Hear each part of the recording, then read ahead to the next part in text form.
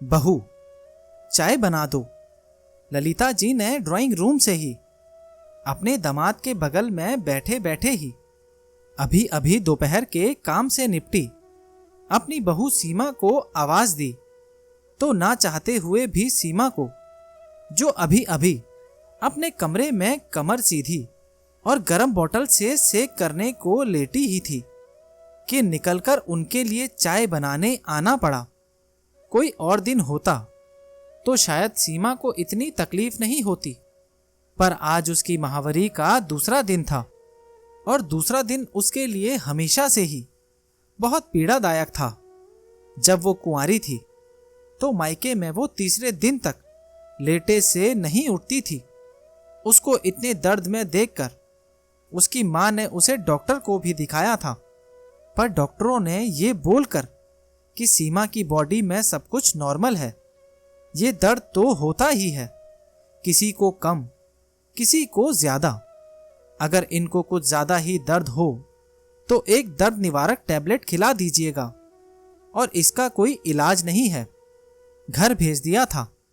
मायके में तो उसे दर्द निवारक कम ही खानी पड़ती थी, क्योंकि वहां तो वो लेट कर आराम कर लेती थी, पर ससुराल में तो जैसे उसका बैठना ही दूभर था। ऊपर से इस बार उसके महावरी के होने के समय उसके नंद नंदोई भी आ गए थे, तो उसे काम से फुर्सत ना मिलने की वजह से दर्द की गोली खाने के बावजूद भी आराम नहीं मिला था।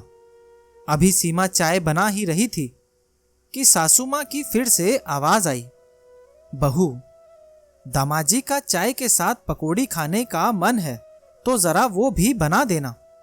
अभी अभी तो सीमा खाना बना खिला कर हटी थी, ऊपर से दर्द भी इतना हो रहा था कि उससे आसानी से खड़ा भी नहीं हुआ जा रहा था। तो उसने आवाज देकर, मम्मी जी जरा इधर आना, ललिता जी को रसोई में बुला लिया और बोली, मम्मी जी आपको तो पता ही है कि आज मेरी महावरी का दूसरा दिन है, और दूसरे दिन मुझे कितनी तकलीफ होती है। मुझे इस समय भी बहुत दर्द हो रहा है, इसीलिए मैं अब यहां और खड़े होकर पकोड़े नहीं बना पाऊंगी।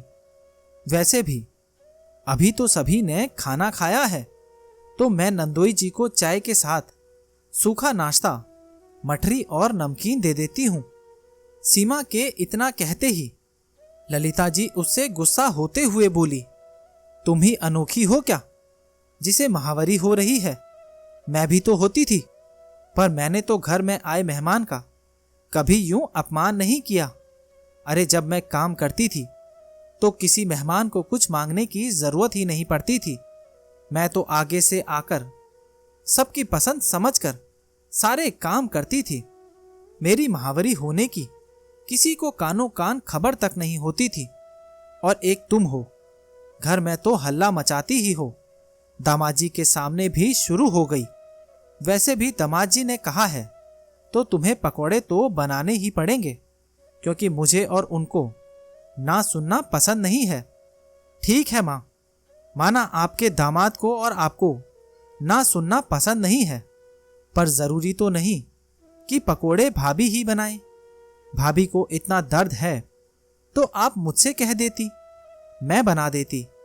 और आपने सोचा है कि इतनी तकलीफ में भाभी से जबरदस्ती पकोड़े बनवाकर अपने दामाद को खिलाएंगी, और उन्हें इस बारे में भनक भी लग गई तो उन्हें कितना बुरा लगेगा। वो तो मुझे भी दर्द में कभी कोई काम नहीं करने देते।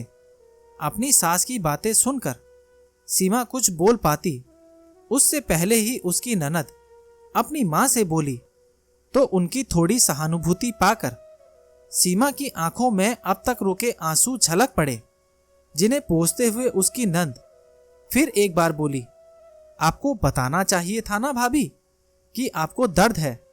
मैं आते ही रसोई में आपकी हेल्प कराने आ जाती। आप जाइए आराम कीजिए, पकोड़े मैं बना देती हूं।